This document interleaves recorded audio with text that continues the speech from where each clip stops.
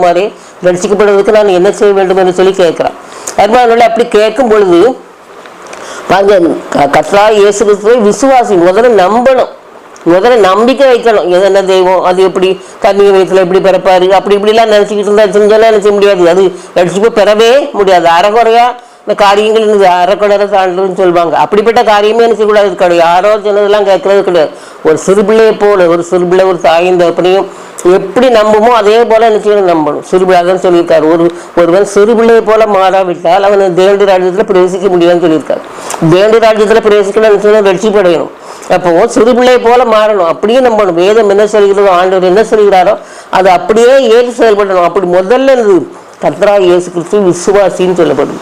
அப்போ விசுவாசிக்கணும். ஆண்டவர் எனக்காக தான் இந்த உலகத்துல வந்தாரு, ஆண்டவர் எனக்காக தான் இந்த உலகத்துல பிறந்தாரு, எனக்காக தான் வாழ்றாரு, அவர் என்னோட இருக்கிறாரு, எனக்கு என்னுடைய பாவங்களுக்காக தான் மரித்தாரு, என்னுடைய பாவங்கள்லேருந்து நீ மீட்பதற்காக தான் அவர் சிறுவையில் ரத்தம் சிந்தினாரு.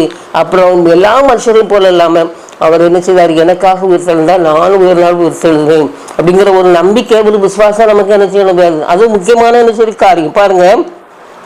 அப்போ சில 4:12 சொல்லியிருக்கு, அவராலே என்று வேறொருவரால் ரட்சிப்பு இல்லை, நாம் ரட்சிக்கப்படும்படிக்கு வானத்தின் கீழங்கும் மனுஷர்களுக்குள்ளே அவருடைய நாமமே இல்லாமல் வேறொரு நாமமும் கட்டளையிடப்படவும் இல்லை. வேற யார் பேரும் கிடையாது. இயேசுங்கிற வார்த்தை வந்தாலே என்ன செய்யும், அந்த ரட்சிப்புங்கிறது என்ன செய்யும் வந்துடும். இயேசுன்னு சொன்னாலும் ரட்சி. இயேசுவானவருடைய பிள்ளைகள்னு சொன்னால் என்ன அர்த்தம், ரட்சிக்கப்பட்டவர்னு சொல்லி அர்த்தம். எப்படி கிறிஸ்தவர்கள்னு சொன்னால் வேதக்காரங்கன்னு சொல்கிறாங்களோ அதுபோல இயேசுவானுடைய பிள்ளைகள் சொன்னாலும் ரட்சிக்கப்பட்டவர்கள் அர்த்தம். ஆனால் அது இல்லை. இயேசுவானுடைய பிள்ளைகள் ரட்சிக்கப்பட்டவர்கள் எல்லாருமே கிடையாது. இப்போ கிறிஸ்தவர்கள் சொல்லக்கூடிய ஒரு கணக்கு எடுத்திருக்காங்க. அது எல்லாரும் இயேசுவை ஏற்றுக்கொண்டவர்களா, இயேசுடைய வழி நடக்கிறவர்களா, இல்லவே இல்லை. ஆகையினால்தான் இன்னைக்கு கிறிஸ்தவமாக இருக்கிறது வெறுமையா 2% இவ்வளவுதான் இருக்குன்னு சொல்லி சொல்றாங்க. அறிவார்களே, ஆகையினால நம்ம ரட்சிப்புன்னு எதையெல்லாம் நம்ம நினைச்சிட்டு இருக்கோம்னு சொன்னா, நம்ம ஆலயத்துக்கு போகிறது, கன்வென்ஷனுக்கு போகிறது, திருச்சபையில் பெரிய உயர்ந்த இடங்களில் பதவிகள் இருக்கிறது, அது பிறகு சடங்காச்சாரங்க காரியங்கள் இது பண்ணுறது, பக்தி வேறாக்கியம், அது மாதிரி கற்பனைகளை கைக்கொள்வது, இதெல்லாம் நல்லது தான்.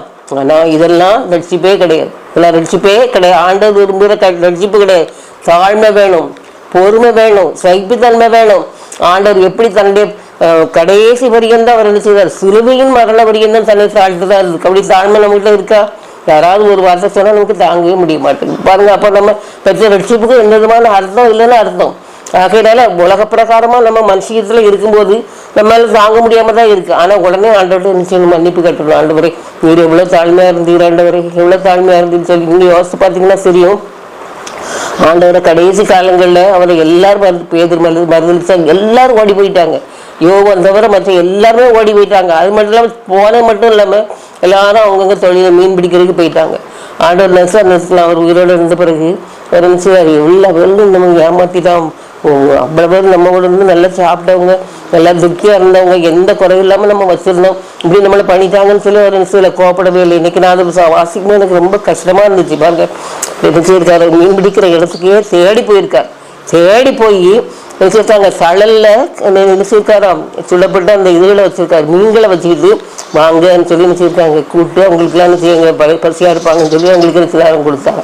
இந்த வசனங்களை வாசிக்கும் பொழுது ரொம்ப ஆச்சரியமாக இருந்துச்சு. அப்போ ஆண்டவர் எவ்வளவு தூரம் பொறுமையாக, எவ்வளவு சகிப்புத்தன்மையுடையவர்களாக இருந்திருக்காரு பாருங்க. அப்போ அப்படிப்பட்ட நிலைமையில நாம நிச்சயம் இருக்கணும். ஆண்டவர் அதுதான் ரட்சிப்பு என்பது அதுதான். ஆகையினால அந்த பிதாவாகிய தேவன் தம்முடைய சொந்த குமாரை நமக்காக நிச்சயிறாரு, கண்டறினார், நமக்காக சிலுவையில மாண்டார். அப்படிப்பட்டவர் இவ்வளவுலாம் செய்தார் சொல்லி பொறுமை இல்லாம நிச்சயம் இருக்கலாம். அப்படி இல்லவே இல்லை, ரொம்ப பொறுத்து போனாரு. அநேக என்னெல்லாம் சொன்னாங்க அவரை பற்றி. போஜனை பிரிக்கன்னு சொன்னாங்க, மாத்தா பையா வீட்டுக்கு போனதை பற்றி அசிங்கமா பேசினாங்க. எல்லா காரியங்களும் என்ன செய்யறாங்க, எத்தன் அப்படின்னு சொல்றாங்க. அந்த எத்தன் 3 நாளைக்குள்ள எழும்பிடுவேன்னு சொல்றாங்க. அதனால நல்ல கல்லைக்கு காவல் வைக்க அப்படின்னு சொல்றாங்க.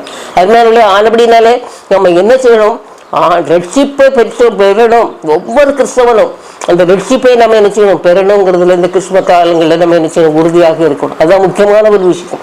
அது இல்லாமல் நம்ம கிறிஸ்துமஸ் கொண்டாடுறதுல எந்த விதமான காரியமே கிடையாது. அருமையான அப்படின்னால அந்த அப்படிப்பட்ட ரட்சிப்பை பெற்றுக்கொள்ள இந்த கிறிஸ்துமஸ் காலங்களில் அதிகமாக நம்ம பிரயாசப்படுவோம். மற்றவர்களுக்கும் அந்த ரட்சிப்பை அனுபவத்தை நம்ம சொல்லிக் கொடுத்து ஆண்டவர்களாக வழி நடத்துவோம். ஆண்டவர் உதவி செய்வாராக. ஆமாம்.